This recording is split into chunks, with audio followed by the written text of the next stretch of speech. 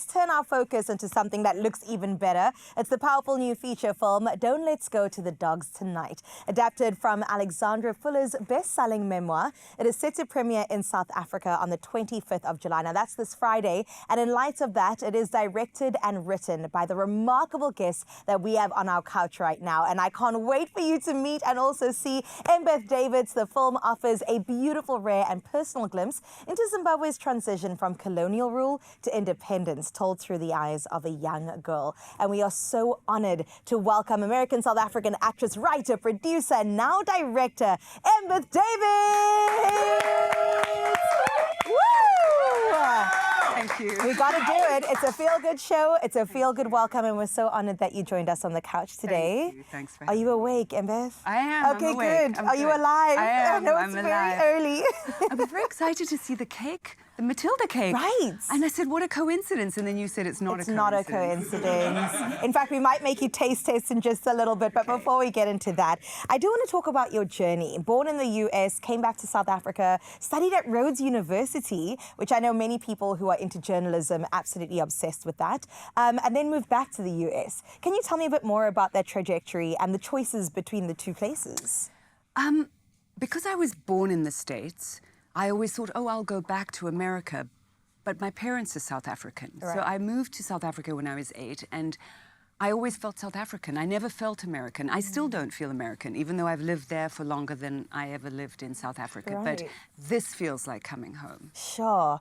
And when you say coming home, is it the food? Is it the culture? Is it the people? It's all the above. It's the temperature of the air. Yes. It's the smell of the sea. It's the view of the mountain.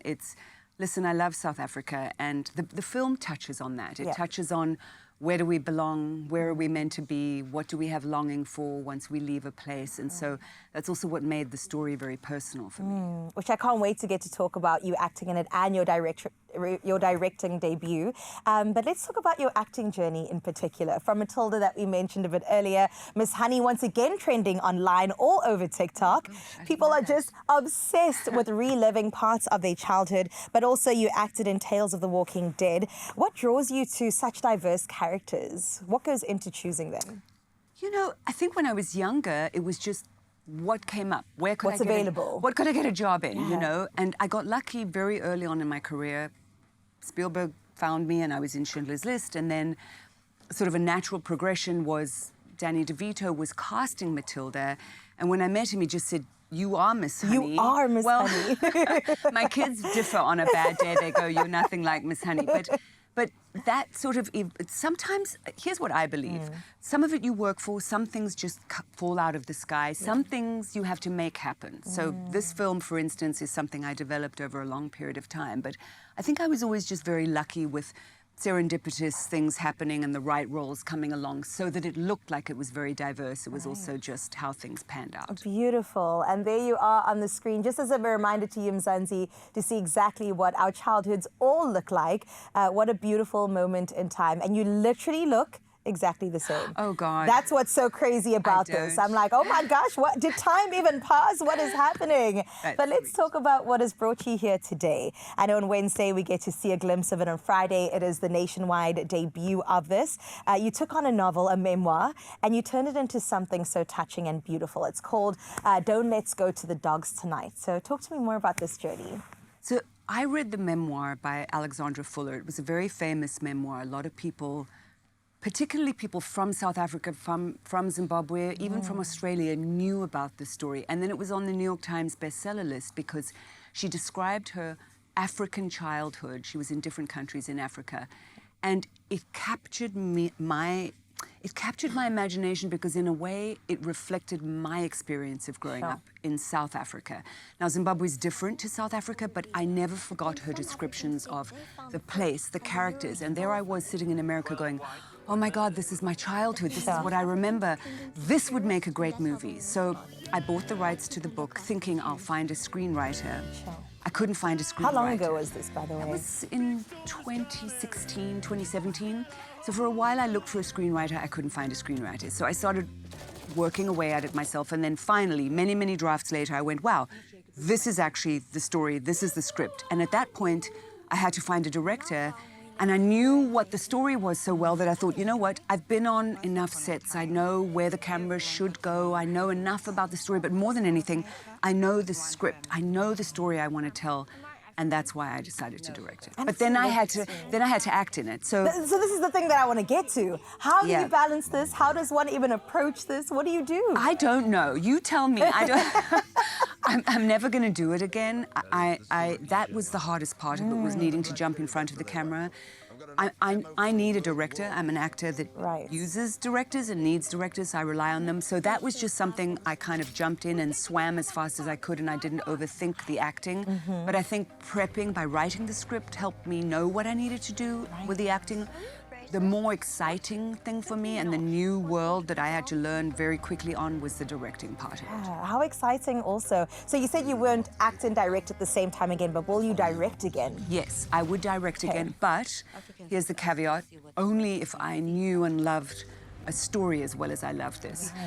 It's not an easy task. It's a very difficult and challenging and multi-layered thing. So I would absolutely do it. I loved it. It's opened a whole new world for me, but I would need to love my story. Absolutely, and you would add so much more to it if you did resonate with it. But speaking about the story, I mean, you chose quite intentional moves while directing in terms of not showing violence in the way that we may be used to seeing. Why did you choose to do that? Because I think, and it's similar to choosing the point of view of a child to tell the story. I think we've all been sort of desensitized to violence, desensitized because we see so much of it, video games and the media and stuff that we're bathed with all the time. And I thought, let me talk about implied violence. Let me show, glimpses in a television set or conversations, snippets from a radio. That will inform us, and let me use a sort of certain suspense and tension in the story to imply violence rather than to show it. Yeah, sometimes it just needs that, it's as effective. Exactly. Okay, so audiences are sitting there, they want to enjoy this film. What are you hoping by the end of it, when the credits roll, that they will take from this? Well, I think first of all, they will fall in love with the young heroine who is played by Lexi Venter.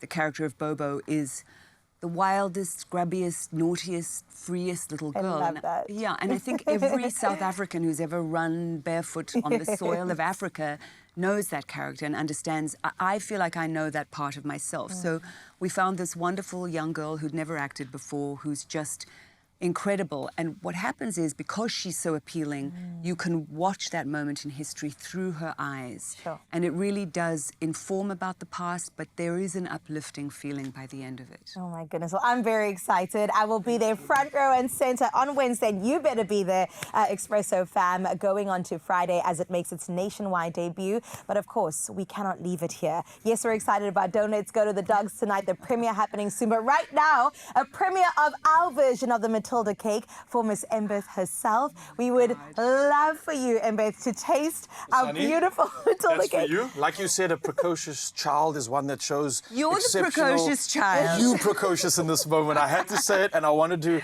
officially deliver this and ask you what you think. Okay, what time is it on a meeting? I know. We're really testing you at 8:30 in the morning. Okay, cheers.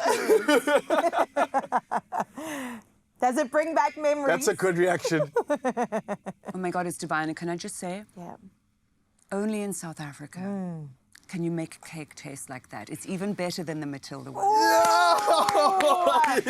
Raging reviews from our beautiful Miss Embeth Davidtz. My goodness, what a moment right here on Expresso. Don't worry, we will share the rest of the cake with the crew. But for now, we're having a moment with Miss Honey herself.